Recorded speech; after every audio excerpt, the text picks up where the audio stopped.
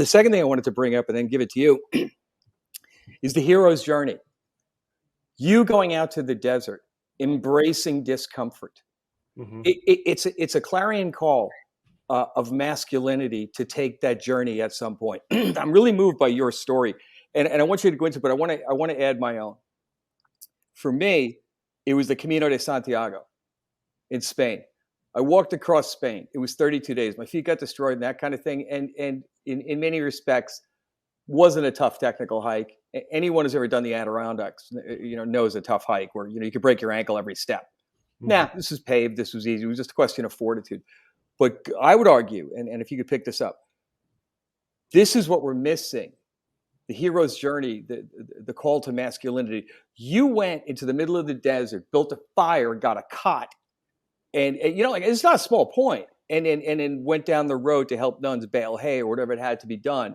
I decided to walk across Spain. I was looking for discomfort. I was looking for the ability to challenge myself and pray. Yeah. Through even the founder of Opus Dei was a big believer in that. Through hard work, that's a form of prayer. Saint Jose Maria. Yeah, well, and Saint Benedict before him, right? Yep. I mean that's always been instrumental to men in the faith. I mean the first desert fathers, the first monastics. Oh, great point. When they went out to the desert, their reasoning was precisely that Rome had now legalized Christianity, and all of the Christians who had a deep struggle for a very long time suddenly didn't have that struggle. They were allowed to own property. They were allowed to enter into the economic system more freely in Rome. And ease and comfort immediately started to permeate through Christian culture at the time. And the monastics said, wait, we're supposed to subjugate our bodies. We're supposed to have hard things. What can we do now? Where's the fight? And they went out to the desert and they found their fight. And they made saints of themselves, right? By participating in our Lord's grace. That is the key here. And look, it can be anything. This is the important part but we have to recognize the principle that subjugating our bodies, doing the arduous, growing in fortitude, it's crucial. Yes. Crucial, by the way, that word comes from the cross, right? And it really is. It's absolutely imperative that we embrace the cross and find it. If our lives are too easy, we need to go find our crosses, and beware of anyone that tries to talk you out of that, right? Because I got it, man. All the Hollywood Catholics, were constantly telling me, "You're crazy. Oh, you're going too hard on this. Don't do spiritual penances that are really difficult. We don't do that anymore. That's not something we do, and it's dangerous. You know what? It's dangerous to the devil. That's it. That's who it's dangerous to. That's who it's dangerous to. Challenge yourself. And by the way, just on a natural level, right? Put soteriology and sanctification aside. On a natural level, men have a deep desire to be challenged, and if they are not being challenged, they need to challenge themselves. I had a buddy who lived a very easy life, and his spiritual director one year for Lent said, because I used to do these 3-day survival trips. I would go out. Oh, wow. I've done that my whole, most of my life. Just because you come home feeling like you can accomplish anything. That's right. You do it because it's scary. That's the point, right? And people go, well, aren't you scared out there for 3 days? Yeah, that's the point. The point is you go do it because it's scary. Well, his spiritual director knew me, and this friend of mine was always making fun of me for that. What are you going to go out there and be a survivalist? And you're just playing Rambo. Well, his spiritual director gave him that as a penance for Lent. Said one of the things you have to do this Lent is you have to go. He had never camped, not a day in his life. He said one of the things you have to do is you have to go do an overnight survival trip in the woods. And I had to chuckle at that, but this spiritual director got the point. The point of what we are.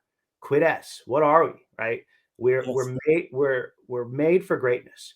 Um, and you got to find your challenge, right? And so if it's weightlifting and seeing how much more you can lift week by week, right? Setting some bar and attaining it. And pushing through, persevering through the suffering. If Yes. it's, whatever it is, we actually do need that. It's not optional. If I could, Bug, if I could drill down on your story for a second, because I Mm, think yours is particularly powerful. To offer some context, here you are, young, good-looking guy in Hollywood, world at your feet, really, to a certain, quite honestly. Like I'm not trying to embarrass you. I'm just saying there were opportunities of sin everywhere, right? yeah. So what do? You ditch your phone, you grab a cot, build a fire, and you go out into the desert for 6 months with books. Yeah. That's a big deal, okay? Yeah, well, and Because my goal wasn't actually suffering. My goal was because I did always love the Desert Fathers. I did always love that aspect of the faith. My main goal was to avoid sin. It's really hard to sin alone in the desert with no phone reception, right? Yeah, the late night phone calls and texts just aren't going to be coming in. And even if one did slip through, somehow I got a moment of reception. It's a 2.5 hour drive back to Los Angeles, right? So, um, that was the main goal. And then the suffering became a great joy because I just started to see the change, the effect of it. Right? I started to see that praying was easier, and that our connection to God is, look, we're dissipated by all the easy things. Our and the souls noise, are dissipated, right? That's an old term that doesn't get used very much anymore. But the dissipation of the soul is a real danger to our spiritual lives. sure. And through suffering, we recollect ourselves, and it's just so important. And by the way, that's the purpose of taking time out to fast, is to separate yourself from the world and your body, thereby offering a clear connection to Christ. And I would argue that's precisely that subconscious call you were feeling. And I find it kind of wild that you and I both did this without knowing each other. And there are other people who do this kind of thing where as they got kind of tuned in, they just said, I got to go. I don't know where that is, but where Yeah, where, where I'm going is not. I hate to use the term, but maybe the hero's journey would be appropriate. But yeah, it's like I got to go because the noise of the world is something, and I think God's really whispering heavily, and I really have to go and I have to find whatever it is He's trying to tell me. And I'm sorry, that's not crazy. I, yeah. it's not, man. Go take it, dude.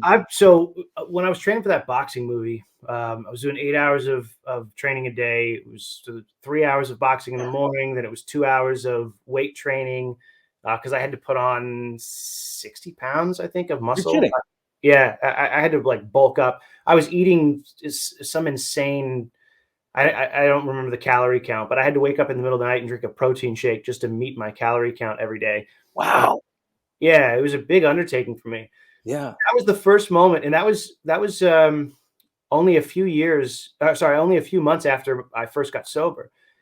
That was the first time I ever really had any clarity in my life. I remember, and it came from, you touched on silence. There was an interior silence for the first time in my life.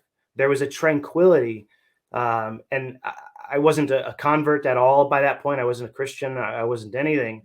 But I remember be, just having a quietness. And classically, when they talk about silence, holy silence, it's not the absence of noise, right? Silence is more Internal. it's an internal, it's a deep soil in the soul from which the good, the virtue can grow, right? Prayer can grow, all these things.